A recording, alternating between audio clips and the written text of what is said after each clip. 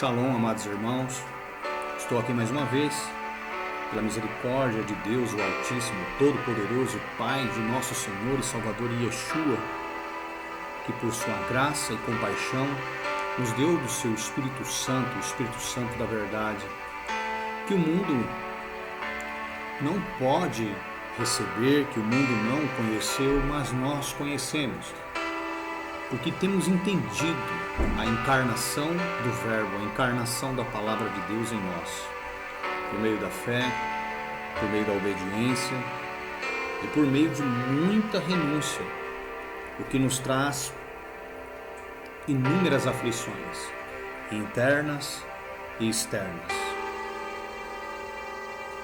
A você, meu irmão, minha irmã, que tem entendido o propósito de Deus por meio da pregação da Palavra de Deus, que tem entendido o poder transformador do Evangelho.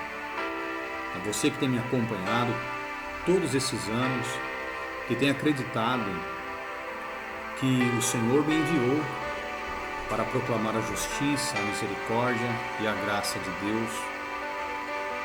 Eu peço que sempre estejam em oração, vocês estejam sempre clamando a Deus pela minha vida, pela salvação da minha alma, para que eu tenha fortaleza, para que Deus continue me dando graça nesse ministério que me foi confiado, porque não é fácil, né?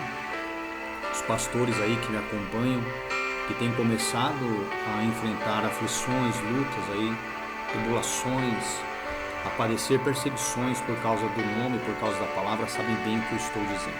Bom, o estudo que eu trarei para todos vocês hoje, ele é extremamente importante. Então, eu vou pedir que vocês prestem muita atenção em tudo aquilo que será ensinado, tudo aquilo que será dito hoje, ok? Muitas revelações serão trazidas aqui por meio vamos dizer assim, destes questionamentos com a inteligência artificial. E no fim, você perceberá que a grandeza do Espírito Santo, a sabedoria de Deus, é extremamente mais poderosa, incomparavelmente mais poderosa. Lembrando que muitas pessoas têm se dobrado diante da inteligência artificial e têm sido conduzidos por ela, inclusive pregadores que, ao pesquisarem, sem ter o espírito da revelação e da verdade, acabam aí se sujeitando à doutrinação que ela traz, que é a propagação daquilo que o sistema, há muitos séculos, tem infectado a vida dos crentes. Infelizmente, de pessoas como eu e você, que fomos sinceros, mas que, pela nossa sede de justiça, acabamos aí tendo o foco desviado por conta dessas distorções que são trazidas como se fossem verdade, e pelo fato de serem populares e corriqueiras, e inclusive terem colégios, faculdades teológicas que a propagam, se torna muito difícil não só renunciá-la, sair da sua viés ideológica, como aceitar a verdade plena e absoluta, como nós temos feito. Então são 27 anos onde nós estamos lutando, primeiramente contra a carne, contra as informações que foram inseridas e contra o sistema. Eu espero que você continue nos acompanhando, eu espero que você continue nos ajudando nessa jornada. Amém, meus amados? Bora ao estudo. Mas antes, eu quero fazer uma oração, para que você compreenda o que nós diremos aqui. Maravilhoso Deus e eterno Pai,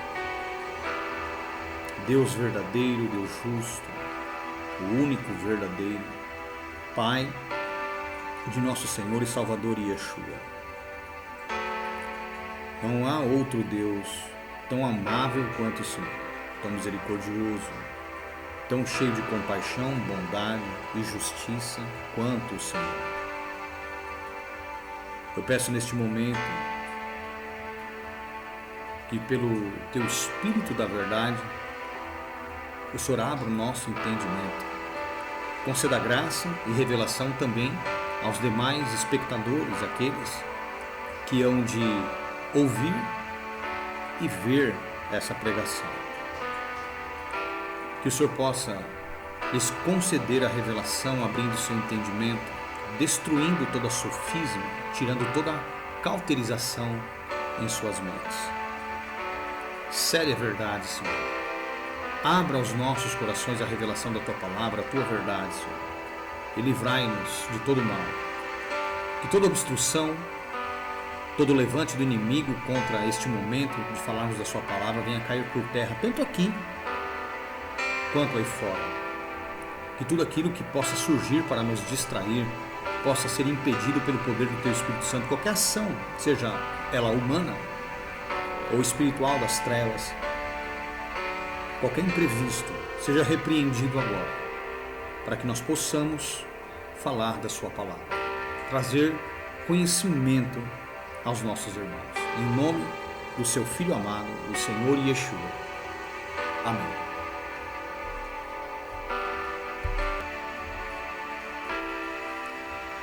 Queridos, então vamos lá.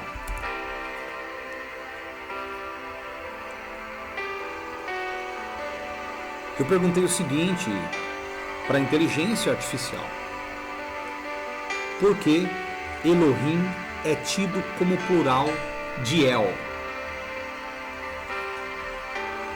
Ótima pergunta. Vamos analisar com calma e de forma detalhada. Prestem bastante atenção. Essa pergunta que eu fiz, ela é, como que eu posso dizer, muito corriqueira nas faculdades teológicas daqueles que estão estudando o Antigo Testamento em hebraico. Então, olha só. Ótima pergunta. Vamos analisar com calma e de forma detalhada. 1. Raiz e forma de Elohim. A palavra Elohim, aí tem aqui escrito em hebraico, Aleph, Lamed, Rei, Yud e Men. É um substantivo hebraico que aparece muitas vezes na Bíblia hebraica. A raiz de Elohim, presta atenção nisso. A minha pergunta foi: por que Elohim é tido como plural de El? Correto? E ele me traz o seguinte: a palavra Elohim é um substantivo hebraico que aparece muitas vezes na Bíblia hebraica. A raiz de Elohim é Eloar, que significa Deus. Então, Elohim é plural. O sufixo im em hebraico normalmente indica plural masculino, por isso Elohim gramaticalmente é plural. Então, sim, do ponto de vista estritamente linguístico, Elohim é um plural de Eloar ou El. O que vem a ser El? E por que tem Eloar e El? Este é o desenrolar do questionamento feito por mim, e nos demais questionamentos este assunto ele vai se repetir e de forma mais concisa abrirá sua mente para uma compreensão mais ampla. Nós sabemos que em toda língua existe a chamada evolução linguística, a qual as palavras acabam sofrendo uma metamorfose no seu sentido e sendo aplicado com outro entendimento, principalmente nos idiomas endereçados que adotam aquela palavra como raiz. Então, um exemplo clássico é a palavra Deus em português. A raiz dela é totalmente maligna. Ela é o segundo declive de Zeus. Em grego, a pronúncia Zeus e Deus é similar. Qual a diferença? É que na escrita em grego é de uma forma e em português é outra, né? Até porque as letras, algumas delas nem se endereçam de um idioma para o outro, mas a pronúncia em português é similar à pronúncia em grego. Então Zeus, Deus. Se você fala Deus para um grego, ele vai entender Zeus, porque lá o termo Zeus, que é Theos, que é muito parecido, né? Theos fala de todo e qualquer Deus. Assim como em português, se nós traduzirmos ao pé da letra, será Deus, e que nós muitas vezes usamos Deus maiúsculo, com o D maiúsculo, para identificar aquele que nós temos como Deus, e o D minúsculo para se referir a uma outra entidade que é tida como um Deus também, uma outra divindade. Só que em grego não é assim. Então, apesar de eles terem letra maiúscula e minúscula, para eles, Theos, né, é em referência a Deus e também a deuses, como em português. Todavia, Theos e Zeus são diferentes, porque Theos significa literalmente Deus, como nós usamos. Só que a palavra Zeus, em grego, a pronúncia dela é similar à nossa em português Deus. Então é como se fosse um declive fonético da pronúncia, que é muito próximo de Zeus e Deus. Notaram? Zeus e Deus. Um som de ZH com D. Zeus, Deus. Por que eu utilizei esse exemplo? Porque a raiz da palavra Elohim, que é Eloar, El, ela se referia a uma entidade cananeia e fenícia que encabeçava um panteão. Panteão esse composto, né, por outros deuses.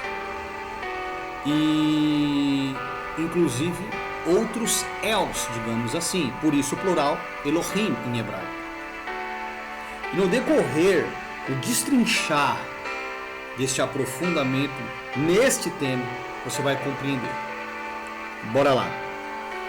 2. O problema do plural de majestade. Apesar de ser plural em forma, na maior parte das vezes em que Elohim aparece, ele é usado com verbos no singular, especialmente quando se refere ao Deus de Israel, por exemplo. Gênesis 1:1. No princípio, lá está escrito Elohim. Lá está escrito Elohim. No princípio, Deus, porque entendeu-se aqui um plural majestático. Depois eu vou explicar essa questão de plural majestático, porque é uma teoria extraída da filosofia grega, adaptada, né, pelo judaísmo, ou até mesmo de raiz judaica, querendo de alguma forma trazer um Deus único. Prestem bastante atenção. Nós sabemos que no princípio, quando o termo é aplicado, Elohim em hebraico, se refere ali ao Pai e o Filho na criação.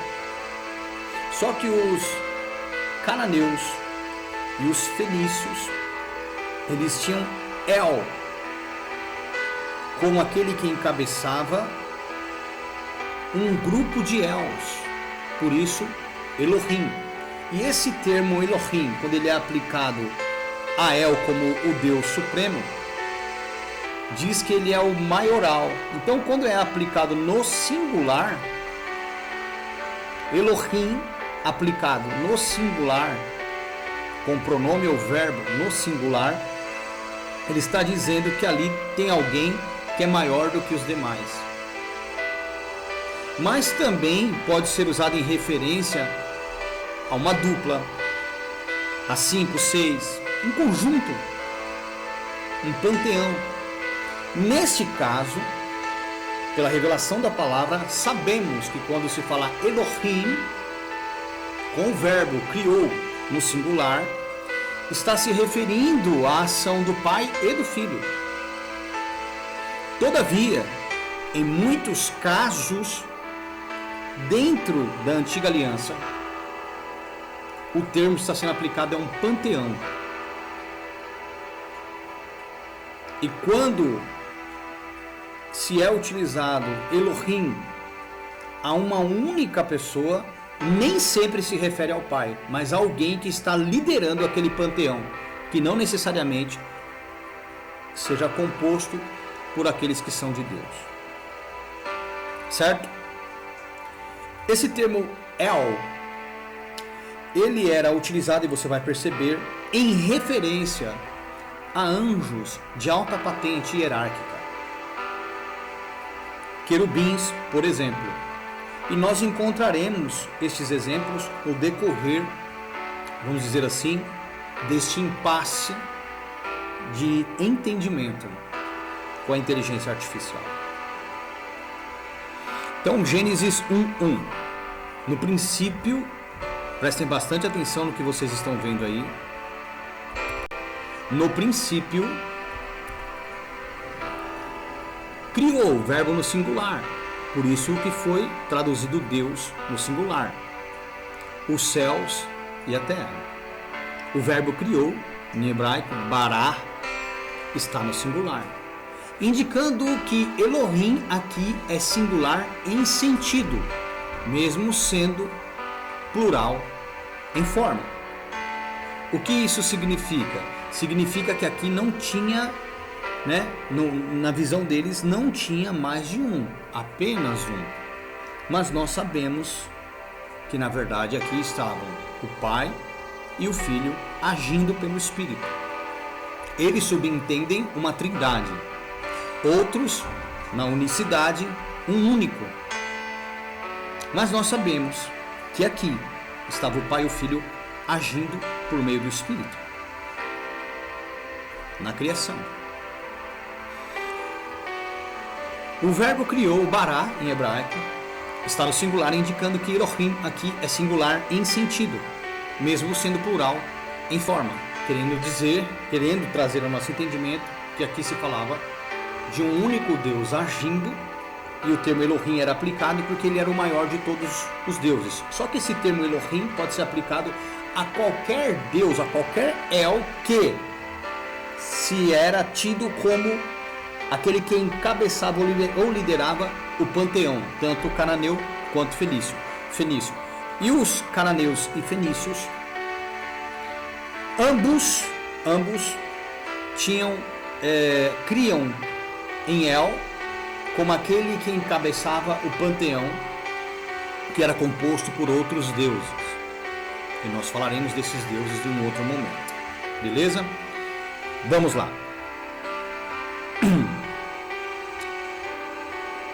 Isso levou estudiosos a falar em plural de majestade ou plural honorífico, uma forma de plural usada para expressar grandeza, poder ou autoridade, e não multiplicidade de deuses.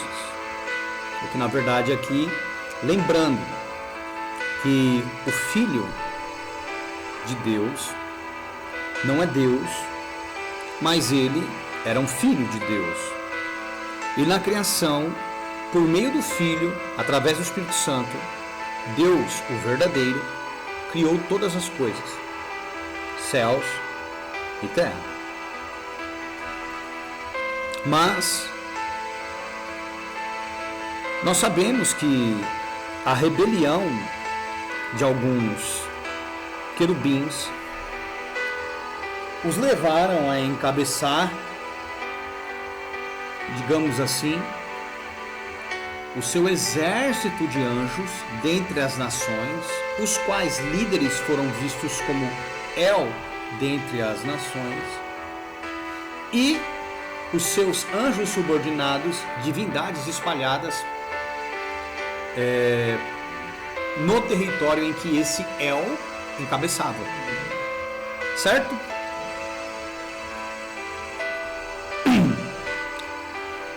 Daí então o sentido de multiplicidade. Elohim sendo singular, e que nós compreendemos também dupla ou conjunto, ok? E eles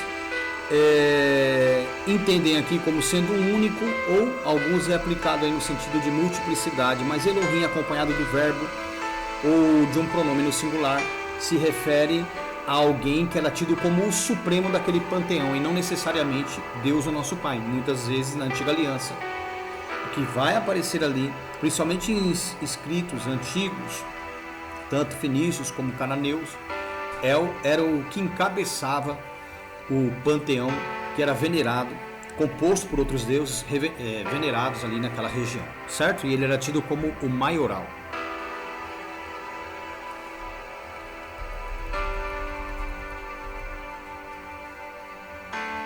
Ó, Aqui ele comeu bola, né? Na verdade deveria estar escrito aí Eloá, né? Eloá versus El versus Elohim. Vamos lá. El. Aí tem aí o Aleph e o Lamed, né? Da direita para a esquerda. Termo singular que significa Deus ou poderoso.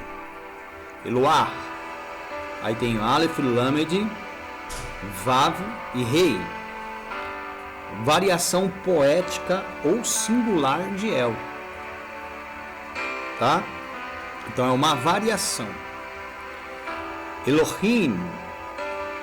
Aí nós temos aí em hebraico da direita para a esquerda Aleph, Lamed, Rei, Yud e no final Mem. Forma plural, mas muitas vezes usada singularmente para o Deus de Israel, como vimos. Então, o plural não significa mais de um Deus na teologia judaica ou cristã. É uma forma de expressar majestade ou plenitude do ser divino. Isso na visão deles, né? 4. Casos em que Elohim é plural verdadeiro. Curiosamente, Elohim às vezes é plural literal. Quando se refere a deuses de outras nações, por exemplo, em Êxodo 12:12. Vamos lá? Êxodo 12:12.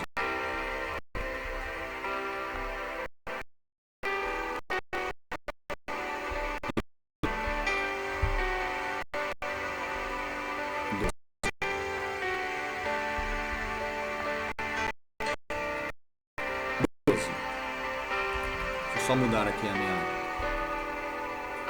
fotinha de lado.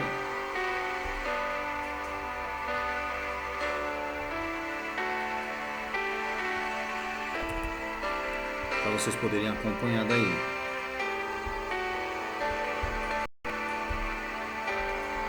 Tentando tirar a propaganda aqui para não aparecer nos vídeos, né?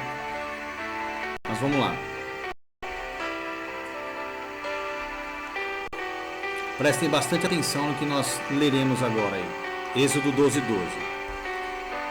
E eu passarei pela terra do Egito esta noite e ferirei todo primogênito na terra do Egito, desde os homens até os animais, e sobre todos os deuses do Egito farei juízos. Eu sou o Senhor. Então aqui nós encontramos um episódio clássico, inclusive utilizado, né, pelos teólogos para afirmarem que todas aquelas pragas e pestes que foram soltas ali no Egito foi Deus, o Pai do Senhor Yeshua, humilhando não só Faraó, que era soberbo, e os egípcios, mas também os deuses egípcios. Então nós encontramos aqui um conflito, né? Conflito entre o El, que na verdade, o El de Moisés, que na verdade era, ou dos hebreus, né? Que era na verdade o anjo da sarça. O anjo da sarça em conflito com os Els, ou os Elohim do Egito. Pegaram? Havia também, né? Ainda que não é falado, havia também conflito entre eles.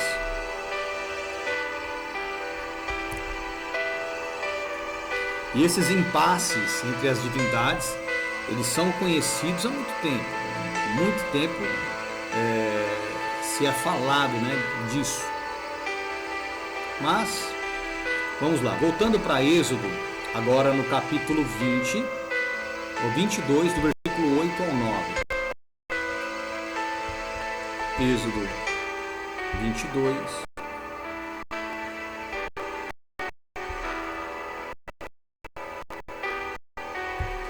Êxodo 22, 8 e 9.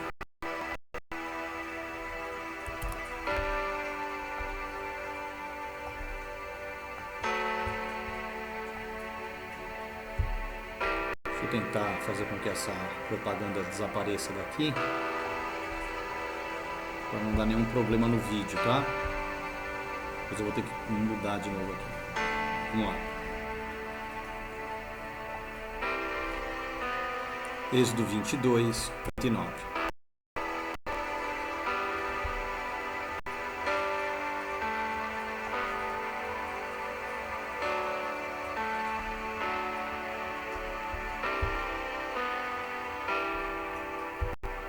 Diz assim: se o ladrão não se achar, então o dono da casa será levado diante dos juízes, a ver se não meteu a sua mão na fazenda do seu próximo. Todo negócio de injustiça sobre boi, sobre jumento, sobre gado miúdo, sobre vestido, sobre toda a causa perdida de que alguém disser que é sua, a causa de ambos virá perante os juízes. Aquele a quem condenaram os juízes o pagará em dobro no seu próximo. Vamos lá, vamos entender isso aqui. Deixa eu mudar aqui a configuração para reduzir, para a gente voltar para a questão da inteligência artificial aqui.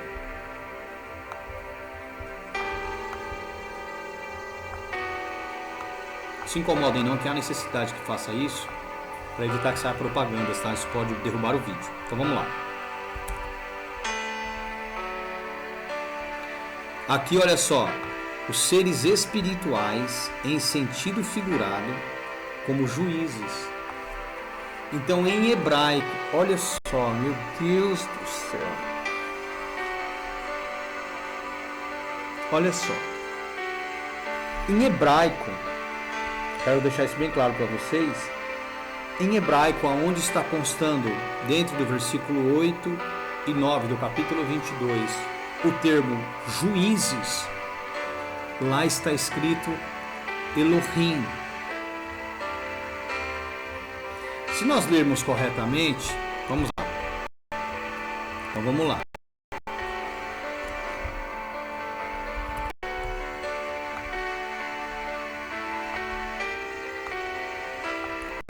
Se nós lêssemos isso aqui, como que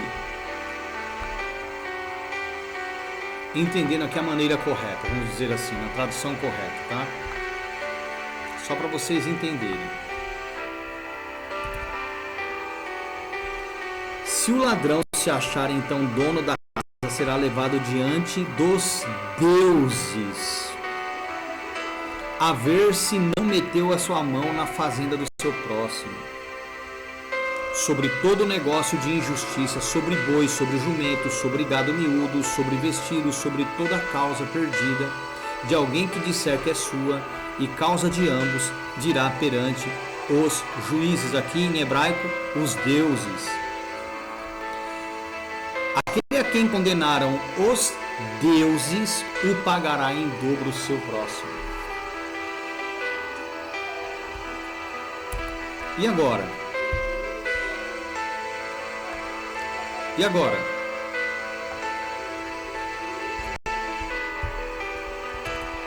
Quer dizer que, na verdade, em muitos lugares da Antiga Aliança, tá? Não vou entrar nesse mérito agora, aonde se consta o termo Elohim, que deveria ter sido traduzido como deuses, foi traduzido como juízes. Foi traduzido como juízes. E agora? E agora? Então tem muitas coisas que as pessoas não sabem.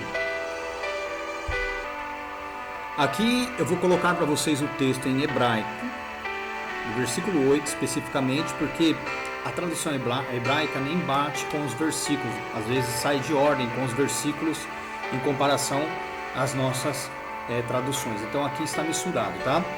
Então, versículo a partir do 8, eu vou ler para vocês aqui em hebraico, só para vocês verem. Vamos lá. Al-Kal Devar Peshá, Al-Shur, Al-Hamur, Al-Ser, al-salema. Aqui está falando do que vai sendo perdido, as coisas, os bens, né, que são citados. Al-kal avedar, asher. Olha que interessante. E o mar kihur zer ad, ha Elohim. Olha aqui, ó, da direita para a esquerda e da esquerda para a direita, traduzido para o nosso idioma, ha Elohim, ha Elohim, ou seja, os deuses. E eles traduziram como que eles traduziram? Como juízes. Estou provando para vocês aqui, ó, Êxodo 22, versículo 8. Certo? Eles traduziram como juízes. Mas aqui estava falando que o povo, por conta do que eles fizessem, do roubo ou prejudicado alguém de alguma forma, se apropriando dessas coisas ou destruindo esses animais ou bens, eles iriam comparecer em juízo diante dos deuses, Ha Elohim. Só que eles traduziram nas nossas versões como juízes, para nos ocultar a verdade. Eu estou aqui trazendo na íntegra para vocês. O mesmo acontece aqui, ó. Vou continuar aqui, ó. Yavo, Devar, Shenier, Asher, Hayerushium, Elohim. Mais uma vez aqui, ó. Elohim. Deuses comparecerão diante dos deuses para prestar conta. E aquilo que os deuses decidirem, isso será. Então tem muitas coisas que nós falamos aqui. As pessoas pensam que nós estamos de alguma forma mentindo, estamos usando outra tradução. Não. Eu já disse uma vez e sempre vou dizer: se você não estudar nos idiomas maternos as traduções, além de comer muita bola e falar muita bobagem, você vai corromper muitas pessoas a partir do seu entendimento. A partir do seu entendimento. Entenderam, meus amados?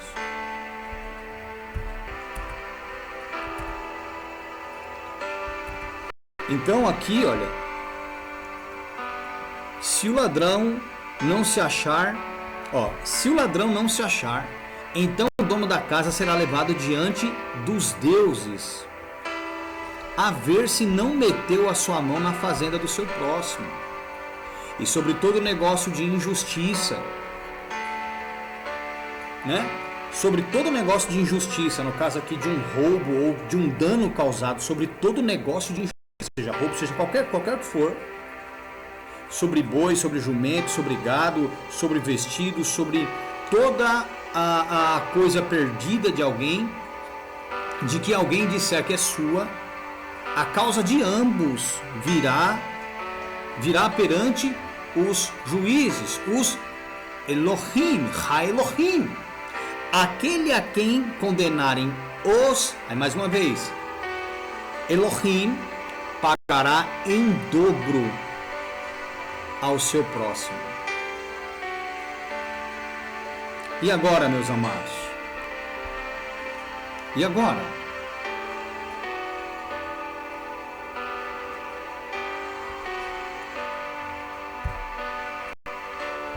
As pessoas pensam que essa nossa missão aqui é uma piada, é uma brincadeira, né?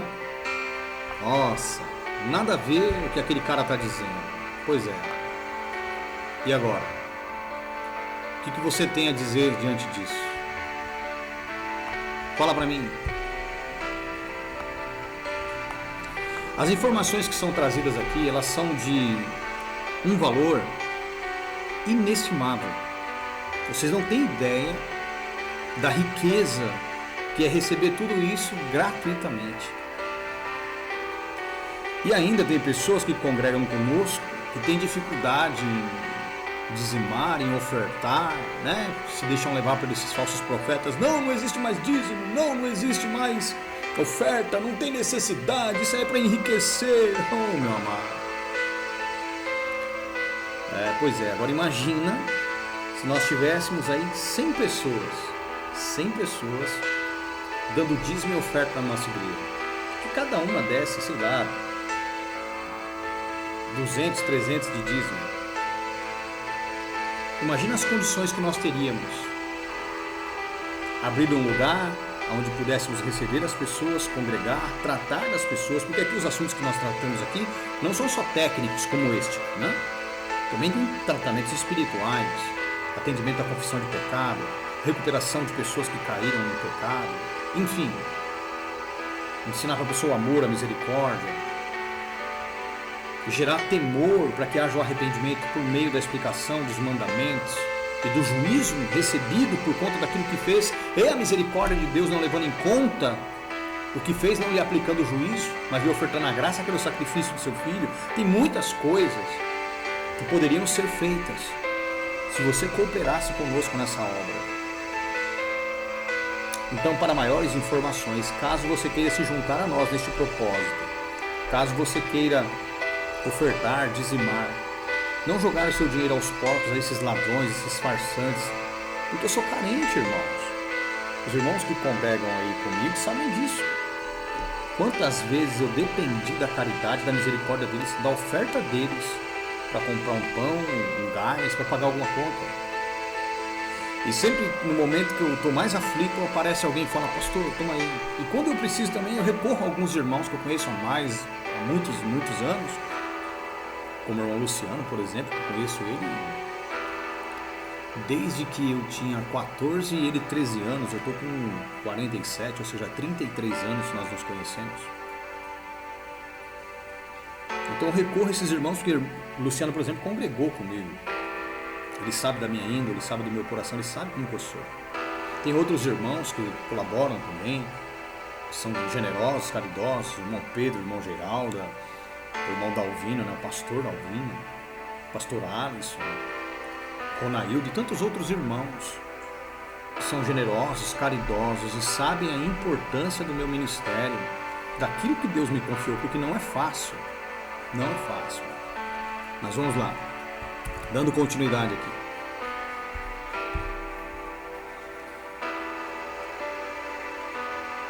Nesses casos, o verbo que acompanha geralmente também será no plural, indicando pluralidade real, ou seja, deuses. E eles traduziram como juízes.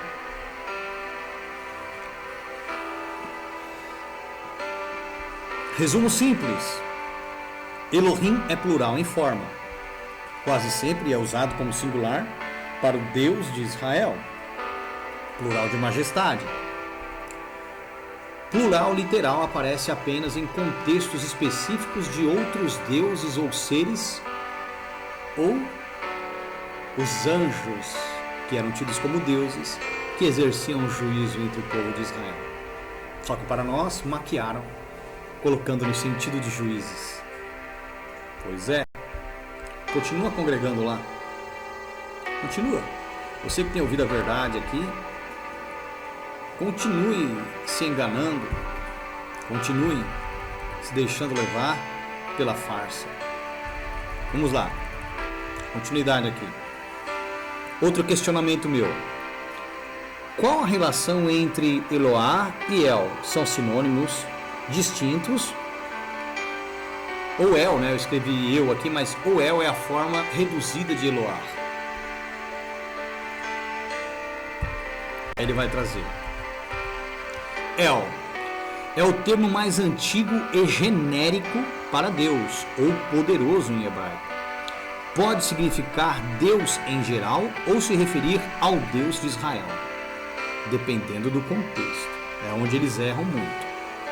Exemplo: El Shaddai, Deus Todo-Poderoso. El Elyon, Deus Altíssimo. Sinteticamente, El é simples, direto e singular. Eloá é a forma mais desenvolvida ou poética de El. Uma forma, vamos dizer assim, de veneração carinhosa, né? Aparece principalmente em textos poéticos ou literários, como nos Salmos e em Jó. Singular é Eloar, plural Elohim.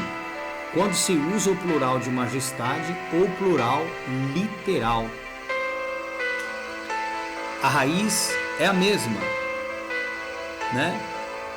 Aqui, ó, Aleph, Lamed e a letra Rei no final. Eloah, né? Eloah, ligada à ideia de poder ou divindade. Então aqui, ó, nós temos El, só nessa parte aqui, ó, essas duas primeiras letrinhas, Aleph, Lamed é El, tracinho Ar, né? Eu deveria ter um salmo massorético aqui. Então a raiz é a mesma, ligada à ideia de poder ou divindade. Vamos lá. Relação entre El e Eloah. Eloah é derivado de El. Pode-se pensar como uma forma expandida ou enfática, afirmativa, né? Incisiva. Não é exatamente um sinônimo direto, porque Eloah tem uso mais literário e poético, enquanto El é mais genérico e comum. El é a forma mais curta e básica. Eloah é a forma singular mais refinada ou formal. E Elohim é o plural de Eloah, plural de majestade ou literal. Uma analogia simples: El, Deus, palavra básica; Eloah, Deus, forma poética ou mais completa; Elohim, Deus, plural de majestade e plural literal, derivado de Eloah.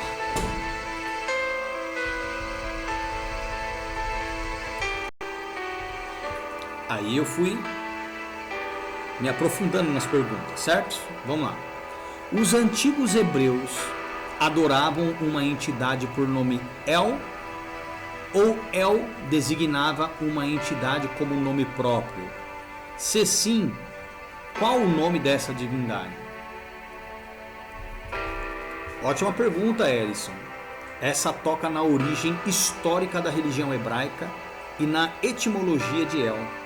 Vamos detalhar. 1. El como termo genérico versus nome próprio. El é uma palavra semítica, antiga, que significa Deus ou poderoso.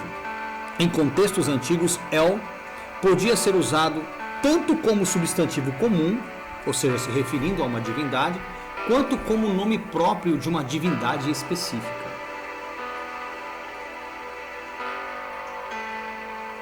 Pois é, lembra quando eu expliquei sobre metamorfose linguística? El, lá na sua raiz, tá? Os semitas lá atrás, vamos aí falar de cananeus e fenícios, só para vocês entenderem, que a língua hebraica ela deriva do fenício, tá? Deriva do fenício. São o mesmo alfabeto, o Aleph Bet. Mas presta atenção numa coisa. Lembra quando eu falei de metamorfose linguística? Que as palavras sofriam alteração de sentido e perdiam aí, de repente, até sua malignidade, vamos dizer assim?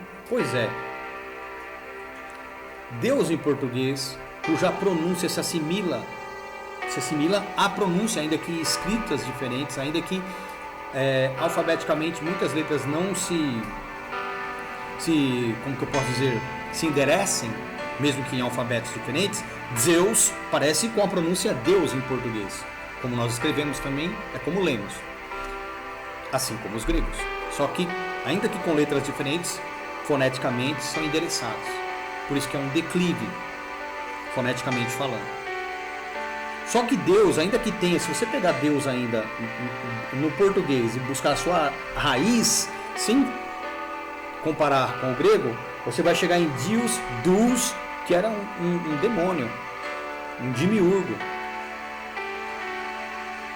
Era uma entidade. Olha a origem, a raiz etimológica da palavra Deus. Se você der um Google, você vai ver que é horrível.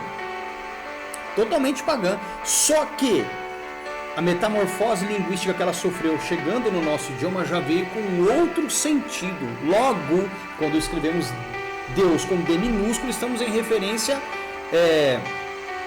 endereçada a essa raiz que se refere a demônios. Todavia, com a letra maiúscula, nós se referimos ao Pai, ao Deus verdadeiro, ou aquele que nós temos como Deus verdadeiro. Pegaram? Então, nós temos que ter maturidade para compreender toda essa metamorfose linguística e sabermos quando usar em referência às trevas e quando usar em referência à luz. E neste caso, a palavra El, ela tem a sua etimologia, a sua raiz numa divindade. Ou um ser que era tido por natureza El, que ele tinha outro nome. Tem tudo isso.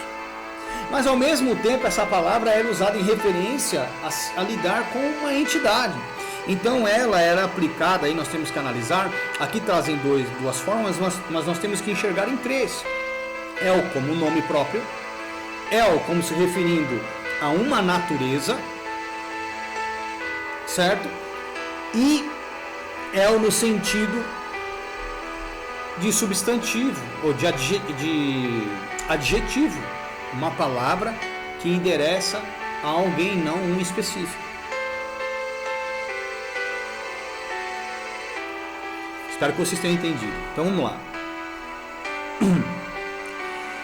El é uma palavra semítica que significa Deus ou poderoso. Em contextos antigos, El podia ser usado tanto como substantivo comum, né, no caso um Deus, como nome próprio de uma divindade específica, um adjetivo também, né? Entre os povos semitas, como os cananeus, El era o nome de um Deus supremo, considerado o pai dos deuses e criador do céu e da terra. Já notamos aqui a usurpação. El era o nome de um Deus supremo, considerado o pai dos deuses, Elohim, criador do céu e da terra. El encabeçava os Elohim. Depois o termo Elohim assumiu a posição de majestade quando acompanhado, né, de um verbo no singular ou um pronome que o apontasse no singular. E agora?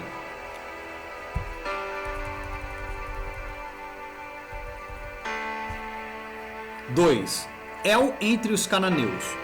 No panteão cananeu, El era o deus principal, geralmente apresentado como um velho sábio e poderoso, pai de todos os outros deuses. Olha a similaridade com as crenças que nós vemos aí da Grécia Antiga. Pegaram? Também entre os hindus. Peguem a referência. Sua consorte, sua companheira, sua esposa, era Asherah. E Asherah, só para vocês saberem, ela era tida como a esposa do Deus que os antigos hebreus veneravam. E quando se veio o chamado monoteísmo judaico ou hebreu, daí então eles riscaram Asherah dessa equação. Em alguns textos ela é tida como a rainha dos céus, esposa de Yahvé. Mas esse termo Yahvé também nós discutiremos mais para frente, tá? Vamos lá. Sua consorte era Asherah e seus filhos incluíam outras divindades menores. Quem eram os filhos de El com Asherah? Ou Elohim, deuses menores? Baal. Textos de Ugarit, século 14 e século 13 a.C., falam de El como o patriarca do panteão, ou seja, o pai dos deuses. Isso aqui nós estamos falando já em um outro paralelo. Nós estamos buscando a etimologia da palavra, saber de onde veio essa palavra El, que hoje muitas vezes não é usada nesse sentido maligno, e outra nós descobrimos que é. Enfim, da onde o plural Elohim, que se refere a anjos de alta hierarquia. Tudo isso nós veremos nesse estudo, tá? Tudo isso será explicado nesse estudo. Não sei quantos vídeos darão este estudo, mas eu vou explicar isso para vocês minuciosamente.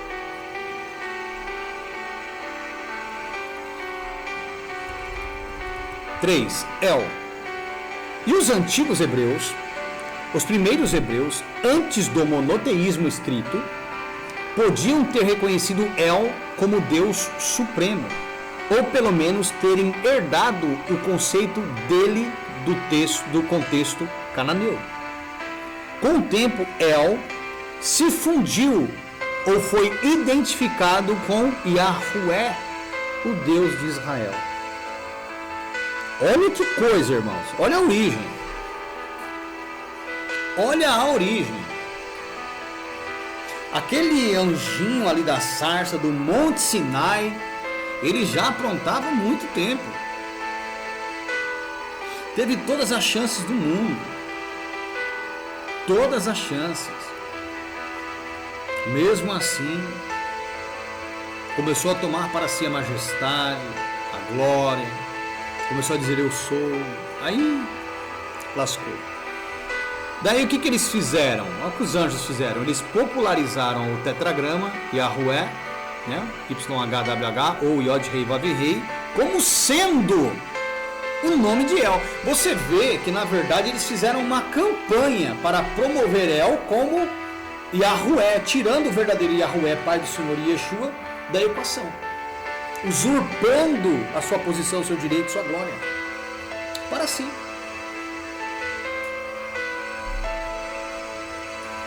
Muitas vezes na Bíblia os nomes aparecem compostos. Por exemplo, El Shaddai, Deus Todo-Poderoso. Veja bem, sempre El Elyon, Deus Altíssimo. El Roi, Deus que vê. Tá? Isso mostra que El funciona como nome próprio e também como título de divindade suprema. Só que tem um porém aqui que mais pra frente eu vou questionar. Não sei se é agora o próximo questionamento, porque eu também não me lembro, mas enfim. Eu questiono se esses títulos não se referem a divindades distantes, tipo apontando El como um Deus, tipo Deus Shaddai, Deus Elyon, Deus Herói, né? Ou Deus Altíssimo, sendo uma divindade, Deus Elyon, El Shaddai, né? Deus Todo-Poderoso, uma divindade, El Elyon, Deus Altíssimo, outra divindade, El Roi, Deus que vê, outra divindade. Mais pra frente eu vou questionar sobre isso, mas vamos lá.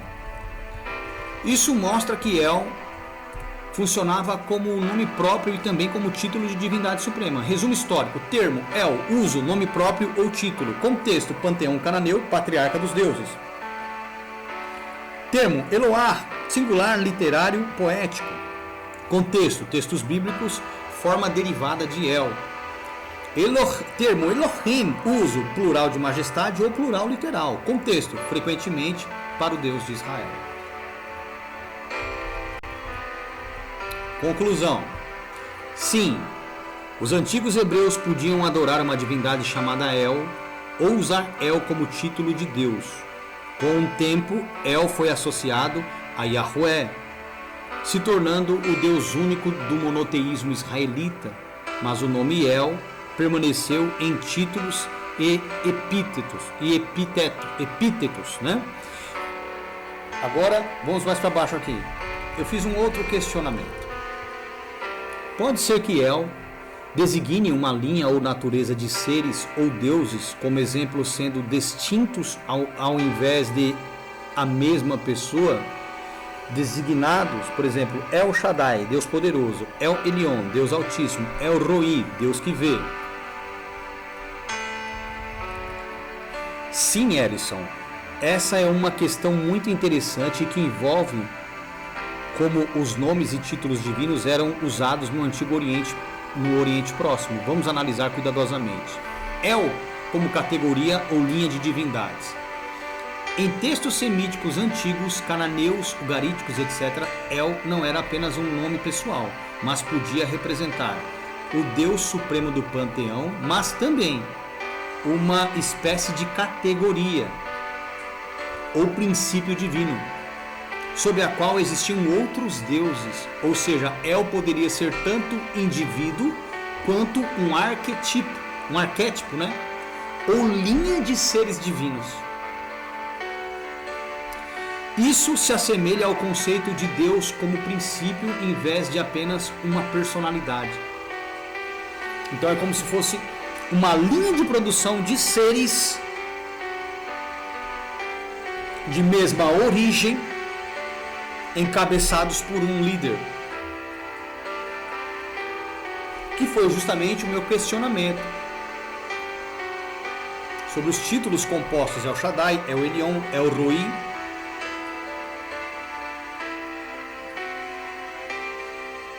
Oh meu Deus, é muita coisa, né, irmãos? 2. Títulos compostos como El Shaddai, El Elyon, El Roi.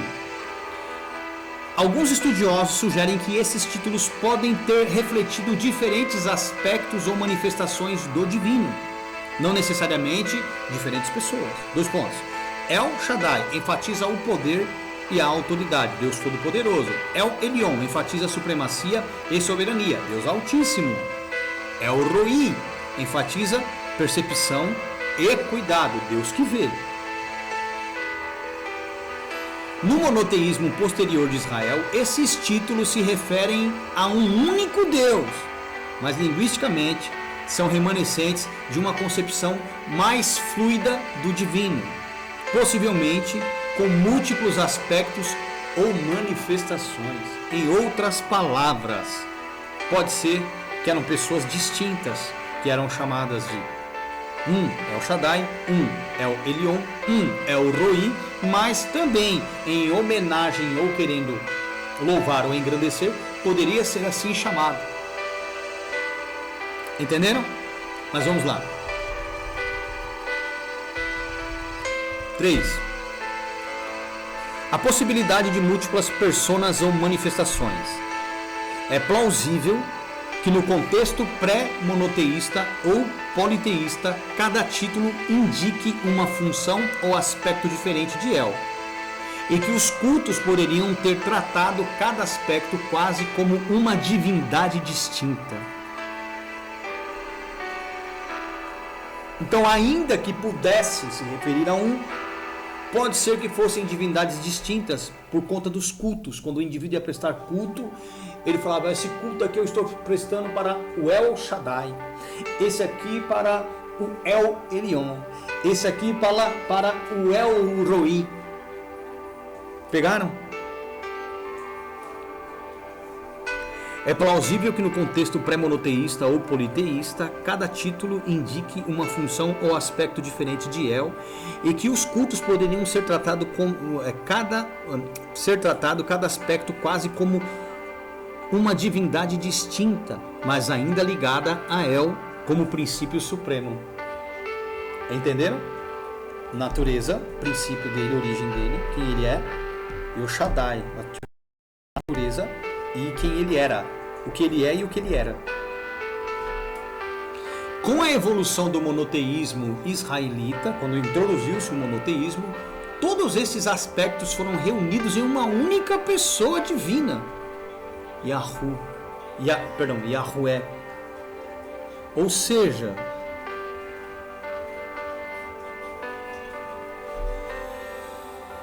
o Deus que o povo de Israel venera, ele é composto, ele não é único.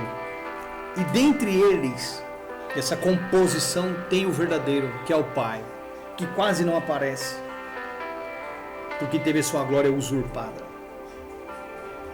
Mas o Filho trouxe a revelação. Nós passamos a conhecer o Deus que não se promovia, o Deus humilde, o Deus que suportou esses esses querubins rebeldes. Vamos lá.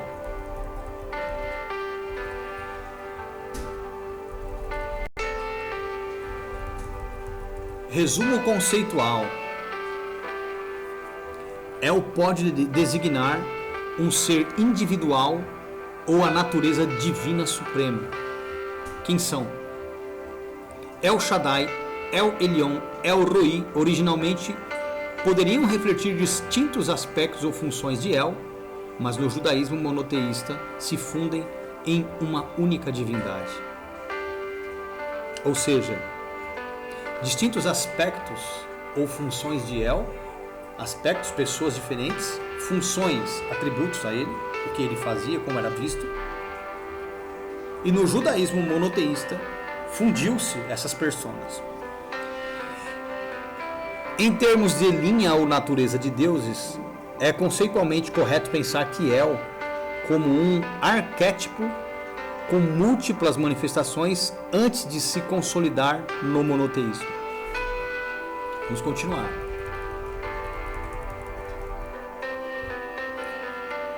Existe ainda algum outro tipo de El? Sim, Ellison, existem outros El no contexto histórico e linguístico do Antigo Oriente Próximo. Vamos detalhar com cuidado. El no panteão cananeu. Além de El Shaddai, El Elyon, El Roi, o nome El sozinho ou em combinações aparece em outros contextos. Vamos ver. Nome, título, contexto e função. El, Deus Supremo, Pai dos Deuses, Criador do panteão cananeu Ugarit. Você vê isso aí no livro Ugarit. Vamos lá. Nome, título, El Beit El. Contexto e função. El, da casa de Deus. Ou seja, o Deus da casa de Deus. Que faz parte do panteão, Elohim, associado a um santuário ou lugar específico. Olha que coisa. El Berit, ou Berit, né? El da aliança, Deus da aliança, título usado ocasionalmente entre os israelitas antigos ligado ao pacto divino. El Olam, Deus eterno, título poético da Bíblia hebraica, Gênesis 21, 33.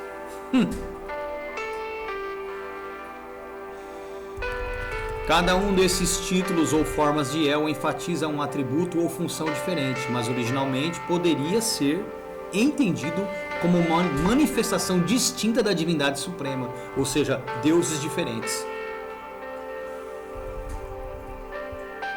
2. El em outras culturas semíticas.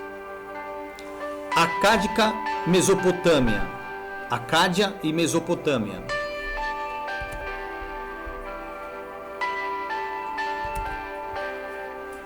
Acádia ou Mesopotâmia. Ilun ou El era usado como nome ou título genérico para deuses, então podia tanto ser nome próprio de um indivíduo, como também em referência a outros que fossem da mesma natureza, né? Fenícios e Ugarit. O deus El era o patriarca do panteão, com filhos como Baal, Anat, Astarte.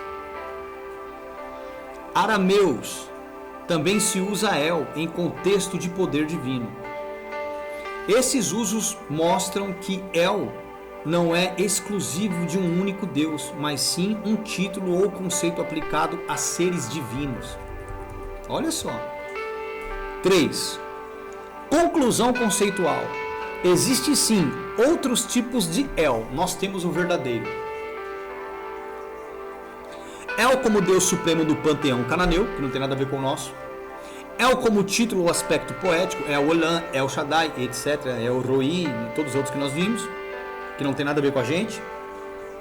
El aplicado a outros deuses, né?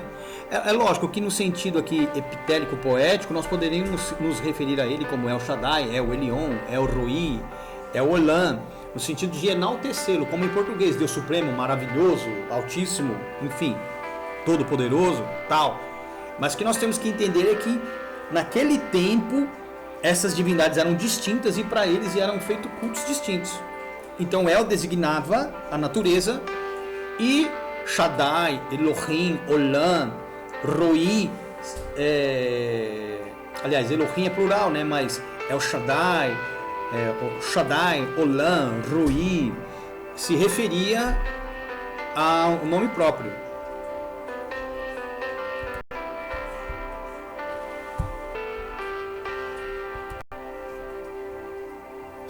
Então, vou reformular aqui, né? Conclusão conceitual. Existe sim outros tipos de El. Vamos entender El como Deus, tá? Então existem vários deuses. El como Deus supremo do panteão cananeu, que não tem nada a ver conosco, porque seria como se fosse o nome próprio ou alguém que encabeçava o panteão composto por outros Els, daí Elohim, certo? El como título ou epiteto poético, né? No sentido de El Olam, El Shaddai, El Roi, enfim, como que enaltecendo o indivíduo por conta dos sentidos, significados dos nomes hoje, numa metamorfose linguística. Só que temos que ter a consciência que naquele tempo El Olam era Deus Olam, El Shaddai era Deus Shaddai, El Roi era Deus Roi.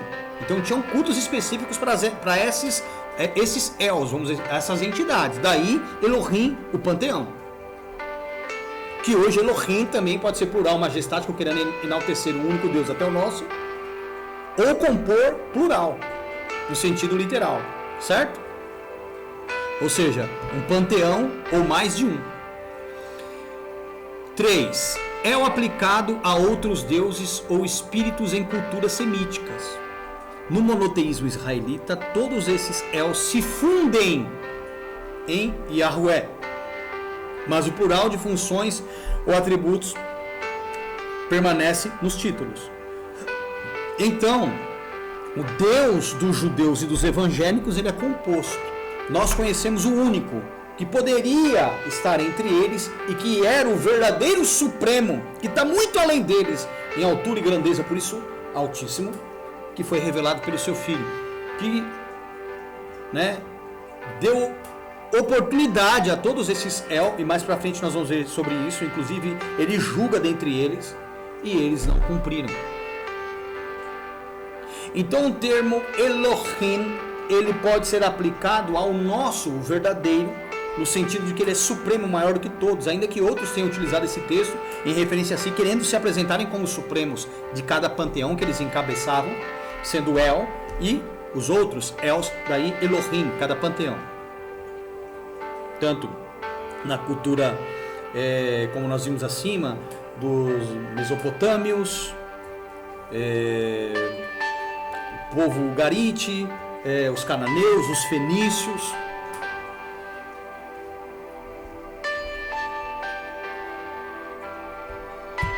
Aí ele me pergunta abaixo, né? Se você quiser, posso fazer um mapa histórico de todos os tipos de El conhecidos mostrados no panteão cananeu, títulos poéticos da Bíblia, tal. Eu não quis essa informação e fiz um outro questionamento porque eu não queria sair da linha. Se El designasse Deus e cada combinação fosse um El diferente, aí ele me traz: Ellison, agora você está entrando em um ponto sutil e muito interessante da teologia comparativa. Vamos analisar passo a passo. A hipótese, cada título de El é um Deus distinto. Se aceitarmos que El, Deus, ou princípio divino genérico, cada combinação de El, por exemplo, El Shaddai, El Elyon, El Roi, etc., um El distinto, então estaríamos voltando ao contexto pré-monoteísta, politeísta, como no panteão cananeu. Então o que os judeus antigos fizeram com a entrada do monoteísmo? Transformaram todas aquelas divindades em um só Deus, em Yahweh. Olha que coisa. Nós sabemos que o Yahweh é verdadeiro, ou o El verdadeiro, o Elohim, o nosso Pai do Senhor Yeshua, é um. Mas esses outros que são inferiores são os rebeldes que se manifestaram dentre a humanidade, posicionando-se, cada um encabeçando o seu panteão, como se fossem o verdadeiro, como se fossem o Altíssimo. Isso aconteceu com os Zeus, por exemplo, dos gregos. Então vamos lá. Então estaríamos voltando ao contexto pré-monoteísta, politeísta, como no panteão cananeu. El Shaddai, Deus do poder e proteção. El Elyon, Deus da soberania e supremacia. El Roi, Deus da visão e conhecimento. Pegaram? Nós, inclusive, pelo que significa Shaddai, Elyon e Roi, para quem conhece um pouco sobre as divindades egípcias, já começa a achar similaridade aqui, ó, com os deuses lá de trás. Mas vamos lá. Neste modelo, cada El é um ser individual, embora ligado a um princípio ou essência comum. El, natureza.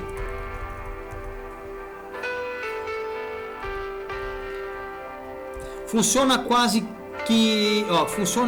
como uma família ou linha de deuses com características distintas. Isso explicaria porque a Bíblia às vezes usa plural de majestade. Viram? Viram o que eu disse? Elohim, na verdade, teria que ser enxergado como um panteão ou como um conjunto, ou no mínimo uma dupla. No caso, o pai, né, como Elohim, e o filho como o filho de Elohim, que o filho não é colocado nessa categoria de El, que é o que as pessoas não entendem, né? Quando Filipenses diz que ele existia em forma de Deus, está falando que ele existia na natureza de El, mas ele não era El no sentido de um anjo de alta hierarquia ou sendo o próprio Deus, porque o único que deveria sustentar esse título era o pai, que foi usurpado pelos anjos rebeldes. Esse título El ou Elohim no sentido majestático, dando a ele a grandeza ou a supremacia sobre os demais, poder sobre os demais. O filho existia na natureza do pai. Ele não existia na natureza desses El de anjos e nem sendo o próprio. Então El entra no contexto aqui, ele é aplicado como natureza, mas nós temos que entender que o único El que tem o título verdadeiramente é o pai. Então, eles são seres inferiores. E o filho é o filho do verdadeiro. E aí é que está a grandeza. Porque quando ele encarnou, ele não encarnou como uma divindade, ou digamos assim, como um anjo. Ele veio 100% humano.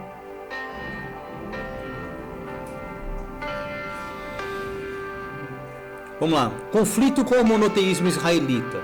No monoteísmo israelita, todos esses El foram fundidos em Yahué. Por isso, a Bíblia raramente trata os títulos como seres distintos. Eles representam atributos ou aspectos de um único Deus, mas na verdade eram atributos de deuses específicos ou nomes próprios de El específicos. Ou seja, o ponto de vista histórico é plausível que cada título de El representasse originalmente um Deus diferente. Mas na tradição israelita, tudo se unificou em uma única divindade com múltiplos nomes e atributos. Ou seja, todos os nomes, atributos destes Els ou destes Elohims foram fundidos na persona do Yahu dos judeus, não do Yahué, né? Dos judeus, não do nosso. Certo? Por isso que eu falo que o Yahué dos judeus, dos protestantes, né, chamado como Jeová, Javé, ele não tem nada a ver conosco, porque ele na verdade esconde um panteão, um conjunto de deuses.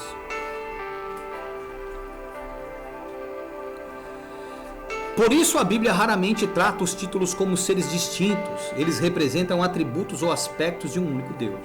Ou seja, do ponto de vista histórico, é plausível que cada título de El representasse originalmente um Deus diferente, mas nas tradições israelitas tudo se unificou em uma única divindade com múltiplos nomes e atributos.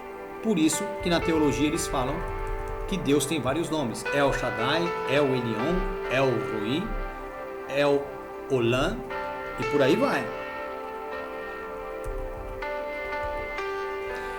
Analogias modernas. Pense nos títulos como facetas de uma mesma entidade. Em um panteão politeísta, cada faceta um Deus distinto. Então vamos lá. Pense nos títulos como facetas de uma mesma entidade. Visão israelita, protestante, judaica. Em um panteão politeísta, né, no caso aí, cada faceta, aquilo que é apresentado como manifestações de uma única divindade, na verdade, um Deus distinto, são deuses diferentes. Em um monoteísmo unificado, cada faceta um aspecto ou atributo do mesmo Deus.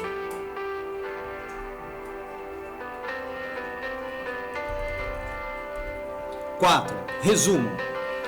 Hipótese do cada título Deus distinto, possível na fase politeísta pré-israelita. Hipótese do título, aspecto de um único Deus adotada pelo monoteísmo israelita. O plural de Elohim pode refletir memória dessa multiplicidade ou majestade, ou seja, vários deuses, ou aplicado a um só como sendo o supremo, o Deus dos deuses. Aí eu coloquei, ok, refaça essa última observação sobre Els distintos, acrescentando as outras combinações de El. Aí colocou, perfeito, Ellison, vamos organizar de forma clara e detalhada a ideia de El como princípio, divindade e seus diferentes Els, incorporando todas as combinações conhecidas. Veja que quando você tem as palavras certas, ela começa a entrar em concordância e vai trazendo para você tudo que está escondido lá atrás. Aí ela diz, se aceitarmos que El, Deus ou princípio divino genérico, cada combinação de El poderia ter sido originalmente uma divindade separada, ligada a uma função ou atributo específico, isso refletiria a concepção politeísta ou pré-monoteísta do Antigo Oriente Próximo. Tabela de Els, distintos e seus possíveis atributos. El, título, nome, Deus Supremo, Criador, Patriarca do Panteão, observações históricas, cananeu, ugarítico, pai de todos os deuses. El Shaddai, poder, proteção, fertilidade, Deus Todo-Poderoso, destaque na Bíblia hebraica. El Elyon, soberania, supremacia, Deus Altíssimo, associado à autoridade máxima. El Roi, percepção, cuidado, vigilância, Deus que vê, aparece em Gênesis 16:13. El Olam, eternidade, Deus eterno, Gênesis 21:33, poético. El Berit, aliança, pacto, usado por israelitas antigos, Deus da aliança. El Beit El, proteção de lugares sagrados. El, casa de Deus. Então, Deus da casa de Deus, associado a santuários. Interpretação politeísta inicial. Cada El poderia representar um Deus ou aspecto divino distinto, mas todos ligados ao princípio supremo El. Vamos lá. Funcionaria como uma família ou linha de deuses, cada um com um domínio específico, poder, soberania, visão, eternidade, aliança, lugares sagrados, etc. Essa visão é compatível com o plural Elohim, deuses ou seres divinos, usado em contextos históricos ou poéticos. Transição para o monoteísmo israelita. Com a evolução do monoteísmo, todos esses Els distintos foram fundidos em uma única divindade, Yahué. Os títulos permaneceram, mas como aspectos ou atributos de um único Deus, não de deuses separados. Exemplo, El Shaddai, Yahué Todo-Poderoso, El Elyon, Yahué Altíssimo. A memória da multiplicidade pode ainda residir no plural de Elohim, usado para majestade ou relembrar antigos conceitos politeístas, ou seja, panteão ou conjunto de deuses. Em uma linha, né? Resumo conceitual. Originalmente, cada El, um Deus distinto ligado a um atributo específico. Posteriormente, monoteísmo, todos os títulos, diferentes aspectos ou manifestações de um único Deus, Yahué. Plural Elohim, pode refletir tanto pluralidade original de deuses, quanto plural de majestade, quando em referência a um único ser. Bom, amados, eu vou ficando por aqui. A continuação desse estudo eu farei no próximo vídeo. Eu espero de coração que vocês tenham entendido, porque eu tenho certeza absoluta que essa ministração vai abrir muito a sua mente. Então o que você tem que entender, El significa Deus, Elohim significa deuses ou Deus para a gente hoje. Elohim, em referência a Deus, está dizendo que ele é supremo, o maioral, ele encabeça, ele lidera, certo? Mas, em sua raiz, os antigos hebreus que vieram ali dos cananeus e também absorveram cultos fenícios, o Garit, etc, etc, etc. El era um nome próprio de um deus que encabeçava um panteão. Interessante lembrar também, El designava também uma linha se referindo à natureza. Então existiam outros Els. El Shaddai, El Elyon, El Roi, El Olam. Cada um desses era uma divindade. Mas com o tempo, essas divindades elas foram unificadas e passaram a ser tidas como um único Deus. E nos anjos que apareceram no Sinai para Moisés. E que essas divindades, interessante, eu quero deixar isso bem claro, estas divindades compostas hoje são tidas são vistas, como Yahweh dos judeus, um Deus composto. A mesma entidade composta, Elohim, é venerada também pelos crentes protestantes, católicos, enfim, e adeptos. Mas para nós que temos a revelação, nós entendemos que dentre eles tem o El, que é o nosso Elohim, que é o nosso Yahweh, cujo nome verdadeiro revelado pelo Filho é Yeshua, Deus Todo-Poderoso, que está acima de todos esses vaidosos que quiseram usurpar de sua glória, que quiseram se manifestar como se fossem Ele, mas que por conta do seu comportamento carnal, semelhante ao humano, sem compaixão nem misericórdia, enfim, cheio de inveja, contendas, discórdias, mesmo entre eles, não tem nada a ver com o nosso. Eu espero que vocês tenham entendido, tá? E se você quiser se juntar a nós, quiser ter mais conhecimento, quiser bater um papo comigo, manda mensagem no PV. Que a gente conversa. Você também quer ofertar, você que quer se tornar membro para dizimar, você também pode entrar em contato. Eu vou estar montando uma comunidade, inclusive, mas terá que ser feita no Telegram, porque o WhatsApp ele limita muito, né? Shalom, Deus abençoe vocês, queridos.